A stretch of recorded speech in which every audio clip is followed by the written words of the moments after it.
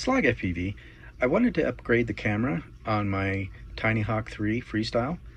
Currently has the HDZero Nano light camera, and I want to move to the newer V3 HDZero Nano camera.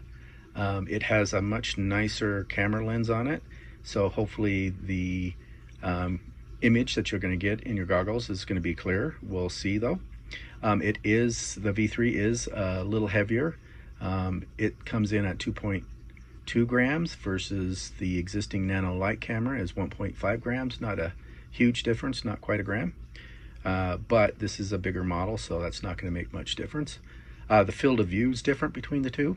The main concern is how far the lens is going to stick out, because it is a little deeper as far as the width, or I should say the depth of the camera.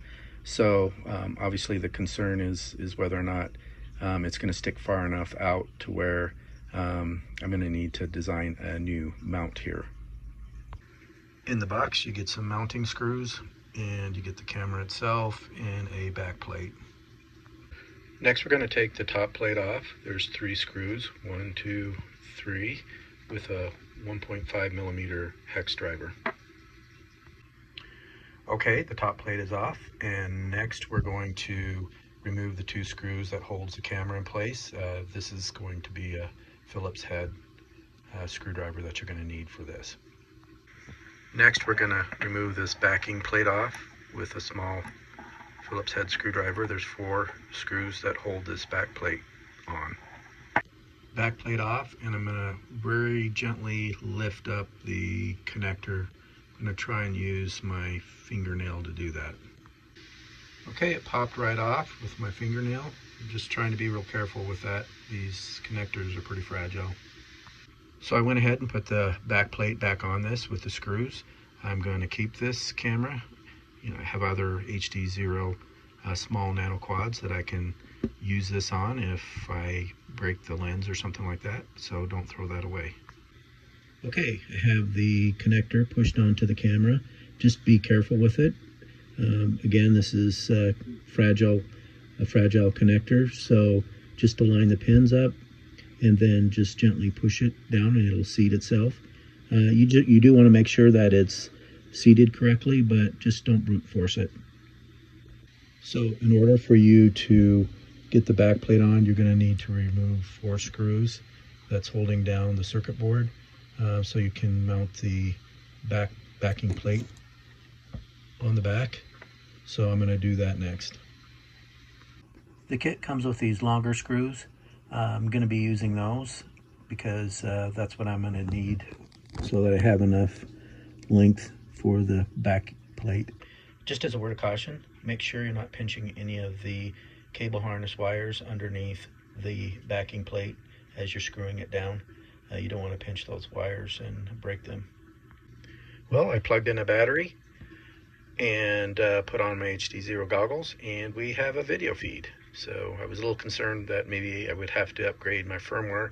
I think I'm pretty close to being the most current, but yeah, it has a good picture so far. This is what the finished product looks like. I went ahead and mounted the camera in the existing camera mount and installed the top plate with the 3 screws. So basically the reverse order of what we did when we disassembled it. But it definitely has less camera lens protection, as you can see. So instead of designing a different camera mount and trying to get that to stick out way far, I think what I'm going to do is go ahead and print out a camera lens protection, so that just kind of slides over the camera lens itself to give it some crash resistance. But yeah, it definitely doesn't have as much protection as the stock HDZero camera. But I'm going to go out and take it out for a maiden flight to see whether or not we get better color and a better image as far as clarity. And if we do, I think it's a win. So this is what I came up with to protect the lens. Instead of a protective ring that goes around the lens, I thought a better approach would be to put this nose piece. So I designed this little compression fit sleeve that goes over the end of the bottom plate, and you can see there's these 2 little flanges that hold it into place. after you slip it on. I did print it out in TPU. It seems to stay on fairly well. I also just printed out this little lens cover cap.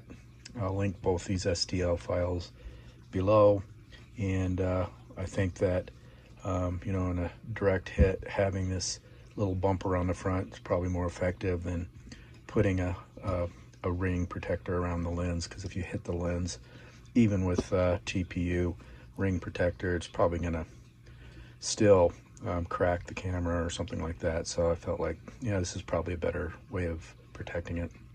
To answer the question, is the Nano V3 HDZero worth the $49 upgrade? Let's start out by looking at the specs. If you look at the sensor size, there's no difference. The Nano Light camera has a 1/2-inch sensor. The Nano V3 again has a 1/2-inch sensor. If you look at the resolution, they're both 720 at 60 frames per second on both of these, so that's not an improvement. You look at the sensitivity, they're both 10-650, so the only difference here that I can see is really the lens itself, which can have a dramatic improvement. As you know, with regular cameras, a better camera lens is always going to get you a better picture or a better video. And if you notice, the field of view is wider on the V3 in 4:3 aspect ratio. This is 155 degrees field of view, and on the Nano Light it's 130 degrees in 4:3 and 122 16:9. But let's go ahead and look at some actual pictures that I just basically took the DVR recording and just did a freeze frame of it. It is significantly better, the picture quality on the Nano V3. Not only is the image way more clear, it's also, I think the colors are better as well. So what's my takeaway on the HDZero Nano V3 upgrade? I think it's definitely worth the $49. The reason why? I think the color science is much better. I don't know if it's running different electronics or different firmware, but the color seems to be much better. And I think where it's significantly better is in the image quality. Yes, there is still barrel distortion because it's a wide angle lens, but the overall distortion is much less, and then the clarity of the image is quite superior in my mind, especially with the HDZero goggles on. I can definitely see the scraggle better when you're flying it in winter.